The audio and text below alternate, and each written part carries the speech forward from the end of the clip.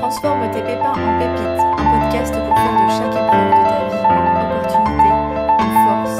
Écoute ici des témoignages inspirants, des partages, des outils pour plus d'épanouissement et de sérénité dans ton quotidien. Voilà, donc bonjour à tous. On se retrouve pour un nouvel épisode Transforme tes pépins en pépites. Alors aujourd'hui, j'ai le plaisir d'accueillir à nouveau une invitée qui est déjà venue il y a quelques semaines nous partager un super outil, nous partager son expérience. C'est Angel. Bonjour à nouveau, Angel. Bonjour Muriel, merci beaucoup de me recevoir à nouveau sur ton podcast. Avec grand plaisir et merci à toi pour tout ce que tu partages. On vous avait promis qu'elle allait nous partager à nouveau une expérience, quelque chose qui l'a changé la vie. C'est donc le Human Design, un outil qui l'a aidé à traverser plusieurs épreuves. Et aujourd'hui, donc tu veux nous parler de quoi, Angel? Je vais vous parler du coup aujourd'hui de comment le Human Design m'a aidé à traverser mon burn-out. Ok, top. Et du coup, alors pour vous rappeler, si vous n'avez pas encore écouté le podcast avec Angel, son premier, c'était sur la relation de couple. Et donc comment en fait le Human Design t'a aidé à équilibrer, on va dire ça comme ça, ta relation de couple. Donc allez écouter si ce n'est pas encore fait. Et donc aujourd'hui, on continue. Donc même challenge, en moins de 5 minutes, je te propose de partager ton outil, hein, de nous en dire plus. Déjà, qu'est-ce que tu as traversé à ce moment-là en lien avec le burn-out? Avant ça, est-ce que tu peux brièvement te représenter pour ceux ou celles qui ne te connaissent pas? Alors donc moi c'est Angèle, j'ai 32 ans et je suis coach en alignement et transition de vie, voilà pour faire plus court. Et j'accompagne donc les personnes qui vivent des transitions de vie majeures avec des outils comme le Human Design et le coaching mindset. Merci Angel, merci. Donc on y va, go pour partager ton pépin. Donc je te laisse la parole. Merci. Alors du coup, moi, j'ai traversé plusieurs burn-out ces dernières années et surtout le dernier burn-out que j'ai vécu, c'était donc en fin décembre 2022, janvier 2023 et ça a été un véritable tournant pour moi. En fait, à ce moment-là, je me suis rendu compte que c'était pas juste un état de fatigue que je ressentais, mais c'était un peu une accumulation de plusieurs choses. Je revenais de l'étranger, j'avais vécu 8 ans à l'étranger, je venais de revenir en France de façon très rapide. J'avais la pression avec mon travail. J'étais en train de jongler entre ma vie professionnelle, ma vie personnelle, les enfants, etc. Et mon corps m'a lâché, mon mental aussi à ce moment-là. Et en fait, je me suis rendu compte que je me mettais beaucoup de pression. Je pensais que je devais tout gérer, ne jamais faillir, rester forte. Et en fait, avec le recul, j'ai réalisé que je m'étais mis en mode survie et que je fonctionnais à l'opposé de mon type énergétique, du coup, Ouais. et Tu que peux, tu peux juste préciser ton type énergétique et nous dire un peu plus justement pour qu'on comprenne ce désalignement à ce moment-là. voilà. Alors donc moi, je suis de type énergétique projecteur, donc je suis un type qu'on dit non énergétique. Naturellement, le projecteur, il y a ce besoin d'avoir des temps de repos. On n'est pas fait pour travailler sur des plages horaires 9h, 19h ou 9h, 18h tous les jours. On n'a pas cette énergie pour fonctionner au rythme de ce qu'on appelle le générateur, justement, qui a cette énergie vitale qui est fait pour bâtir, pour travailler. Voilà, le projecteur a plutôt ce rôle de guide. Je me suis du coup rendu compte avec ces différents burn-out que en fait, ils sont arrivés parce que je n'étais donc plus alignée et que j'essayais de fonctionner comme un type que je n'étais pas. C'est-à-dire, Ouais. j'essayais de suivre l'énergie du générateur alors que je suis de type énergétique projecteur. Ouais, et j'ai envie de rajouter, on peut même dire que oui, les générateurs et générateurs manifesteurs, c'est 70% de la population. Donc c'est vrai qu'on peut avoir cette sensation quand on n'est pas de ce type énergétique, d'être conditionné de faire comme eux, parce que eux ont cette énergie de persévérance, de travailler pendant de longues heures, que nous, on n'a pas. Donc toi, projecteur, moi, manifesteur, nous, on n'a pas le sacral, hein, clairement, le centre sacral défini. Allez voir dans votre schéma déjà si vous avez ce carré rouge ou pas qui est activé. Ça, c'est la première chose à savoir. Donc là, on peut comprendre déjà mieux peut-être tes différents burn-out. Complètement. Ça fait sens. En fait, d'un coup, j'ai trouvé une explication. En fait, je sentais que je me mettais la pression à faire comme les autres, comme mes proches, comme mes collègues au travail, et je comprenais pas pourquoi moi j'étais si fatiguée, pourquoi je me sentais vidée, pourquoi c'était si compliqué en fait pour moi. En quelque sorte, ça a fait sens. Ça m'a enlevé cette culpabilité que je ressentais et ça m'a aussi et surtout donné une sorte de permission. Je l'ai pris comme une sorte de permission de ralentir, de m'écouter et surtout d'accepter que je fonctionnais différemment. Parce que c'est vrai qu'en fait, autour de moi, j'étais entourée exclusivement de personnes générateurs ou générateurs manifesteurs. Oui, parce que tu captes en fait leur énergie, Exactement. tu amplifies, c'est ça qu'il faut savoir enfin, tous les centres blancs que vous avez dans votre Human Design, eh bien, sont des centres, moi j'appelle ça un peu comme si on est à l'école, on apprend. C'est nos endroits où on peut être conditionné. C'est-à-dire on va capter de l'extérieur l'énergie de ceux qui ont des centres, par exemple, colorés. Si toi, tu as, au niveau des émotions, je sais pas si toi, au niveau de ton plexus solaire, c'est coloré ou pas? Non, il est non Voilà. défini. Eh J'ai ben, que tu deux vois, types. moi, le mien, il est coloré. Donc, ça veut dire que là, tu es en train de capter, d'amplifier mes émotions. Donc, si moi, je suis hyper enthousiaste, tu vas Je vais l'être ressentir ça. aussi. Exactement. Par contre, si je suis en mode colère, en plus, c'est la colère du manifesteur, je pense que tu la connais, Ouais. ça Moi, peut je être suis un manifesteur désastre. aussi. Et tu Alors comprends oui, pas pourquoi tu ressens ça. exactement. Bon, je pense qu'on s'est un peu éparpillé. On peut revenir au sujet.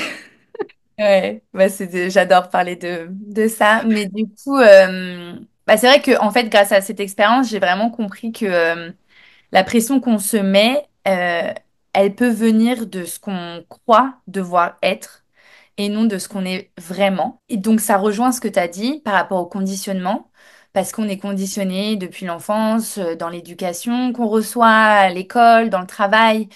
Et en fait, j'ai compris du coup que pour être plus alignée et donc aussi plus impactante, j'avais besoin de respecter mon rythme. Et pour moi, ça fait une grosse différence. Ok. Donc là, quel lien tu fais du coup avec le Human Design? Le lien, en fait, c'est que de comprendre mon type énergétique, ça m'a vraiment donné cette sorte d'autorisation déjà à faire des pauses. Je m'autorise les pauses. Je vois les pauses plus comme quelque chose dont j'avais un peu honte, mais je me dis, bah voilà, j'ai besoin de faire ces pauses. Ça fait partie de mon type énergétique. Si je veux pouvoir me régénérer, elles doivent exister. Je dois créer des espaces nécessaires dans ma vie pour me ressourcer, pour pouvoir en fait me reconnecter à ma mission. Et vraiment de comprendre ça, ça m'a aidé parce que j'ai plus vu ces moments de pause comme des moments perdus, mais plus comme des moments, voilà, c'est un must en fait. Je dois prendre ces pauses, sinon je vais continuer je peux repartir en fait vers un burn-out. Ok, donc le fait de comprendre que t'es projecteur, que t'as pas l'énergie constante, t'as besoin de faire de pauses, ça te fait faire ces actions-là. J'ai envie de te poser la question, comment tu sais à quel moment tu as besoin de faire des pauses? Alors justement, j'ai appris maintenant à veiller en fait à ne pas atteindre le point un peu de non-retour, disons. Ouais. Avant, en fait, j'ai vu au travers de mes différents burn-out dans quel état je pouvais être quand c'était le point où j'avais complètement cramé mon énergie. Donc c'est physiquement, je ressens des tensions énormes, je ressens une fatigue extrême. Donc ça, c'était le point vraiment du burn-out. Maintenant, je veille du coup à comment je me sens dans mon corps, ce que me dit mon corps, l'énergie, comment elle est, la fatigue aussi. Désormais, je vois que parce que j'ai ces temps de pause, ces moments de break, je suis plus tous les jours dans le faire, dans travailler sur des plages horaires de 10 heures comme je pouvais faire avant parce que je travaillais énormément. Je vois en fait et je ressens surtout que j'ai moins de fatigue. Donc en fait, je suis beaucoup plus vigilante et aussi je me force plus. Ça veut dire que même quand je travaille, si je commence à revoir des signes un peu de tension ou de fatigue, je me dis ok, non, là, c'est le moment de faire une pause. D'accord. Ok. Ah, du coup, ça serait quoi les conseils que tu pourrais donner aux projecteurs qui se comportent comme des générateurs? Alors, alors pour Ils ne ceux sont pas qui des générateurs. Voilà, pour ceux qui ne le savent pas, du coup, alors déjà dans un premier temps, je dirais, c'est de commencer petit, découvrir son human design pour tout le monde. Maintenant, pour le type projecteur, d'explorer davantage son human design, de se poser des questions par rapport à comment la personne se sent pendant la journée. Donc, se demander à quel moment ton énergie, elle est fluide, à quel moment tu vas te sentir épuisé ou tu vas sentir de la résistance et en fait, de s'observer comme ça pendant plusieurs semaines, de voir comment on est dans le travail ou dans les relations avec les gens. Ça peut être des indicateurs aussi que on n'est pas aligné et qu'on n'est pas dans sa propre énergie. Hmm. Et ensuite, de faire des petits ajustements. Donc, ça peut être au départ une petite pause, après mettre plusieurs pauses dans la journée, déléguer ce qui peut amener une surcharge, voilà, pour mieux comprendre en fait son propre rythme. Et de se refocaliser sur soi finalement, j'en Ouais. avais parlé aussi dans le premier épisode, la reconnexion à soi, c'est quelque chose qui est très important et je pense aussi pour le projecteur parce que c'est un type euh, plus rare, disons, avec le manifesteur.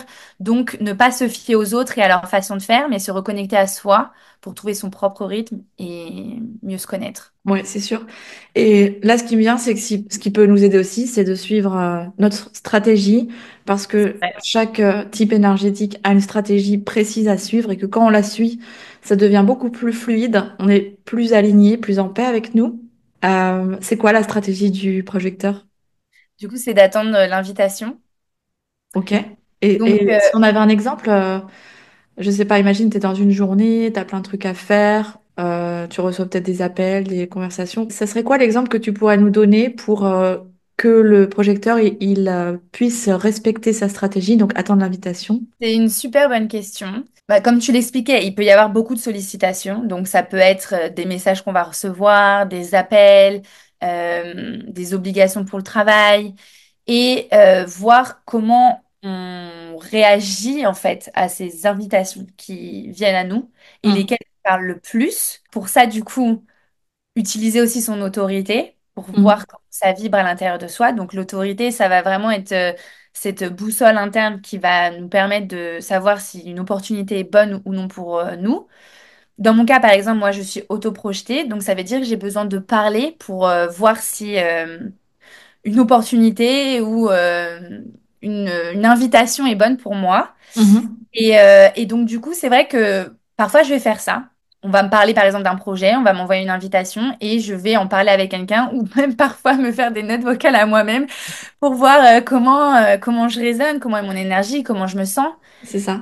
Voilà. Et au fur et à mesure, on apprend comme ça à se faire confiance et à répondre aux bonnes invitations. Enfin, on les attend et ensuite on répond aussi. Ok.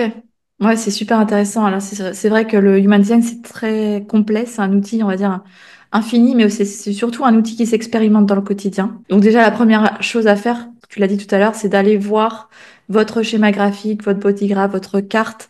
Vous mettez votre date de naissance, votre lieu et votre heure de naissance. Voilà, on vous mettra les liens dans la légende. Et puis déjà, c'est gratuit. Vous avez votre carte et vous connaissez votre type énergétique. D'ailleurs, Ouais, j'ai fait un e-book aussi que je vous mettrai sur ça, avec une fiche technique qui résume déjà la base de qui on est et de comprendre c'est quoi notre stratégie, c'est quoi notre autorité intérieure. Donc là, comme tu as dit, hein, Angel, la manière la plus correcte de prendre les décisions alignées dans notre vie. Et on va s'arrêter là parce que je crois qu'on a dépassé les je cinq pense qu'on a minutes. dépassé, oui. Et c'est pas grave, ça fait partie de la vie et du challenge. Tous les challenges Transforme tes pépins en pépites ne sont pas réussis à 5 minutes. Voilà, c'est ça. Et encore moins avec le Human Design. C'est ça, exactement. Voilà, donc bah, si tu as aimé cette vidéo, partage-la, like. Je te remercie de soutenir ce podcast et aussi bah, de pouvoir partager cet outil, que chacun puisse apprendre à mieux se connaître si chacun fait ça sur soi. Imagine les changements en fait qu'il peut y avoir, les conséquences qu'il peut y avoir dans la vie de chacun pour toujours amener plus d'équilibre, d'harmonie dans ce monde un peu fou. Merci Angel pour ton partage et puis à très bientôt pour un nouvel épisode. Merci à toi, Muriel. À bientôt. À bientôt, ciao.